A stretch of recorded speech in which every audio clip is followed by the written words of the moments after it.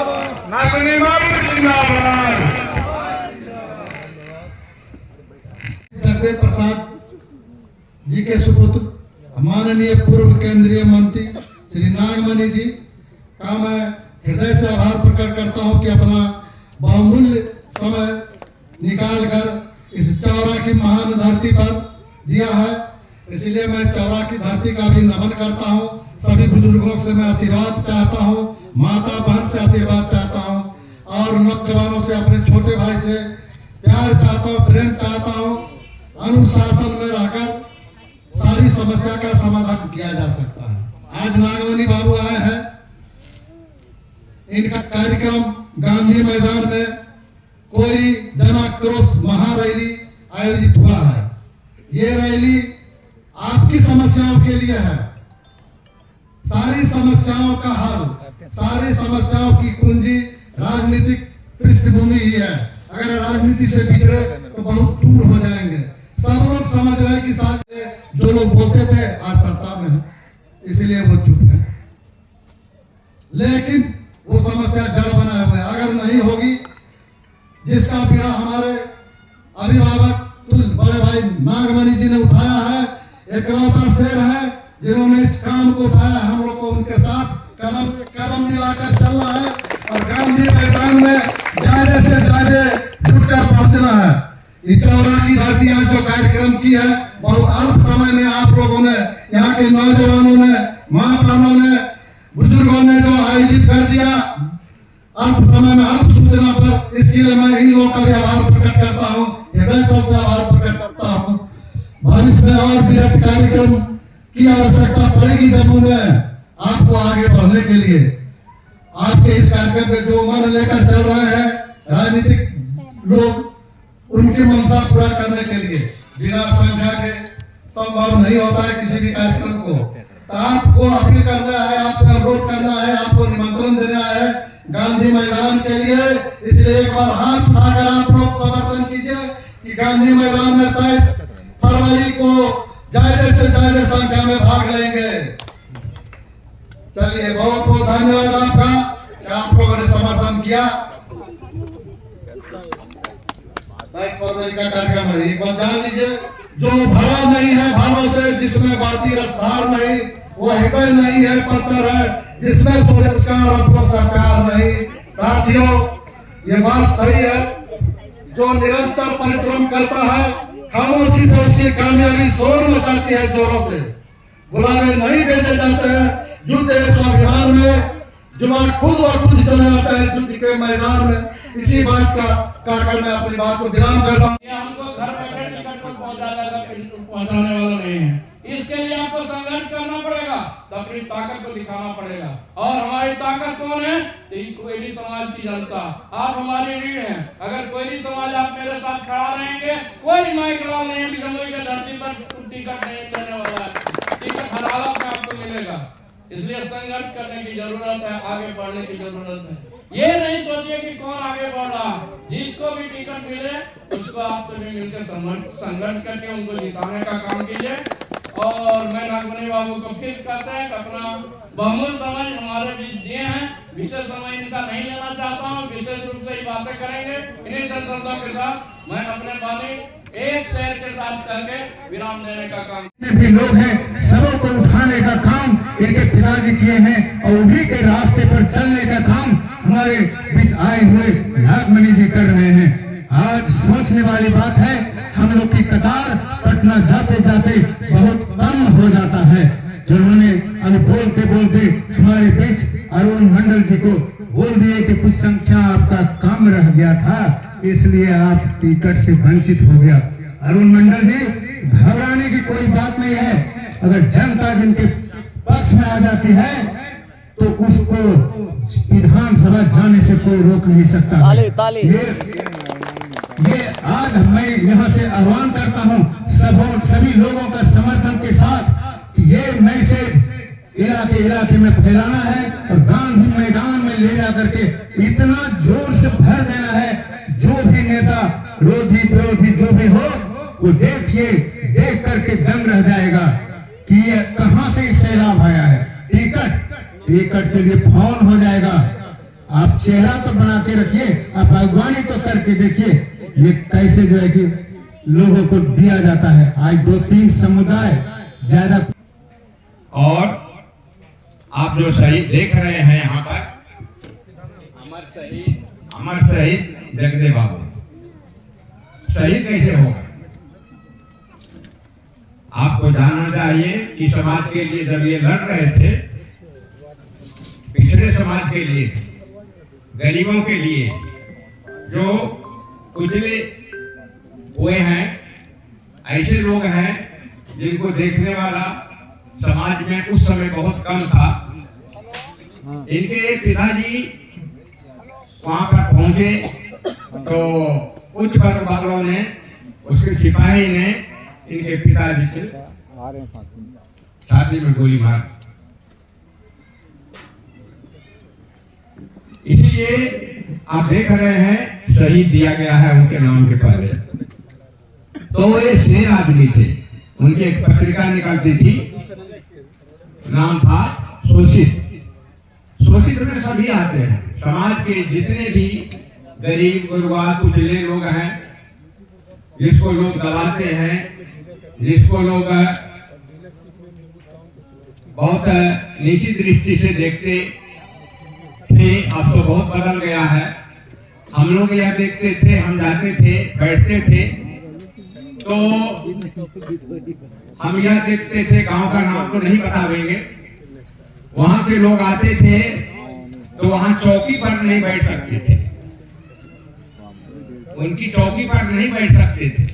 अगर कोई बैठ जाता था तो उसको कहता था कि नीचे बैठो, वो नीचे चौकी के नीचे बरामदा पर बैठता था। तो ऐसा समय था। समय तो बहुत बदल गया है, और बदला तो इतना है, जो कुछ लोग होंगे यहाँ पर देखे होंगे, यहाँ पर जो हमारे जमींदार आते थे, असूल करते थे मालगुजारी, वो उसकी कहानी भी आप लोग सुने होंगे समाज में। कहने की बात नहीं है, काड़ा पर चढ़ करके जब जाता था, कोई कहता कि अरे कौन है जा रहा है, तो फलना, अरे हमारे सामने काड़ा पर चढ़ के जाएगा, आज कल घोड़ा पर चढ़ेगा। ऐसी स्थिति थी, और उसको उतार देता था और उसको कान पकड़ के उठ बैठ करवाता था। तो ये समय था, बहुत दिन की बात नहीं है। तो हम यह आज भी देखते हैं कि हमारे समाज में बहुत पिछले लोग हैं। अब तो सरकार ने भी सहायता दी है और लोग आगे बढ़ रहे हैं, गांव में देहात में बहुत से नौकरी वाले हो गए हैं। तो ये सब तो बात है। हम यह कह सकते हैं कि आज जो ये आए हैं हमारे यहाँ जगाने के लिए आए हैं। हमारे यहाँ 1974 ईस्वी में गांधी सम्मेलन बिहार स्तरीय हुए था, इसमें गया के, नवादा के, और जिसकी चर्चा इन्होंने की मध्य प्रदेश के लोग आए थे। कलेक्टर सिंह केसरी नाम था उनका, 500 एकड़ वाली जमीन थे। उठते थे तो कहते गए चाय लाओ, आंख बंद है कर चाय लाओ। यहाँ भी मुखिया जी के छत पर बैठे हुए थे, रोते थे। सोचिए वैसे वैसे आदमी आए थे। एक थे वकील साहब, नाम हम भूल रहे हैं, तो वो भी वहीं के थे, मध्य प्रदेश के थे। 3 आदमी आए थे और यहाँ पर उसने भाग लिए थे। गया के मेले वगैरह थे, सजदा बाबू थे, उनकी पत्नी थी, बहुत से लोग आए थे यहाँ पर। गया वाले तो बहुत गहरे इसमें थे। एक उन्होंने प्रचलन किया था कि गांव गांव घूम करके मीटिंग करवाते थे। हम लोग गांव गांव जाते थे और उस गांव में जाकर लोगों को जगाते थे और उनका प्रभाव गांव पर पड़ा। इस चुनाव को सफलता पूर्वक हासिल करना आज के दौर के लिए कठिन है। धन के मामले में कमजोरी हो सकती है, लेकिन जन के मामले में हमारी कमजोरी नहीं होगी।